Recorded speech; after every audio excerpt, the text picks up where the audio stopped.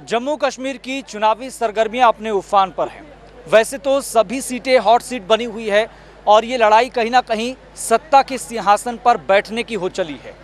उसमें से एक सीट है किश्तवाड़ की, जो इस समय पूरे प्रदेश में, पूरे यूटी में एक चर्चा का विषय बनी हुई है। और इस सीट से भारतीय जनता पार्टी ने शगुन परिहार को टिकट दिया है, जो लगातार चुनावी प्रचार भी कर रही हैं, लोगों के बीच भी जा रही हैं। मेरे साथ मौजूद हैं शगुन परिहार, लोगों के बीच आप जा रही हैं जम्मू कश्मीर में, या फिर अपने कहें कि अपनी कॉन्स्टिट्यूएंसी में आप क्या माहौल देख पा रही हैं?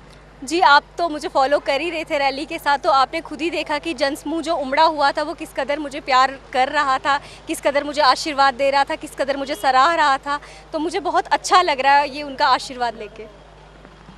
4 अक्टूबर की सुबह भारतीय जनता पार्टी के लिए, आपके लिए नई सुबह होगी। बिल्कुल नई सुबह होगी। मुझे लगता है कि नया सूरज उगेगा मेरे लिए, मेरी लाइफ में, मेरे पूरी पार्टी के कार्यकर्ताओं के लिए।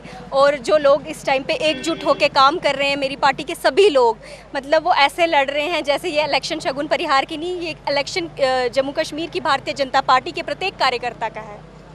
एनसी और कांग्रेस का जो चक्रव्यूह बनता हुआ दिखाई दे रहा है, उससे कहीं कुछ डर, कुछ चुनौती? जी, मुझे तो ऐसा कोई डर और चुनौती लग नहीं रही है, क्योंकि ये एनसी, कांग्रेस जितने भी हैं, ये सब ताश के पत्तों की तरह बिखर जाएंगे और इनका कोई वजूद भी आगे आने वाले दौर में आपको नजर नहीं आएगा। क्या आम आदमी पार्टी का कोई यहाँ पर जोर दिखाई दे रहा है? जी, मुझे तो फिलहाल ऐसा कुछ नहीं लगा। कितने वोटों से आप जीतने जा रही हैं? ये तो वक्त बताएगा। प्राथमिकता क्या है आपकी अगर आप विधायक बन जाती? विकास, सुरक्षा, नारी सशक्तिकरण, school colleges development, infrastructure development, बस। यहाँ पर सिक्योरिटी का मुद्दा कितना बड़ा है? सिक्योरिटी का मुद्दा तो यहाँ काफ़ी बड़ा है, लेकिन पिछले कुछ समय से, जब से भारतीय जनता पार्टी की सरकार आई है, तब से यहाँ हालात काफ़ी अच्छे हैं। लेकिन अभी भी कुछ देश विरोधी तत्व यहाँ पे जो हैं, वो हालात ख़राब करने का काफ़ी प्रयास कर रहे हैं।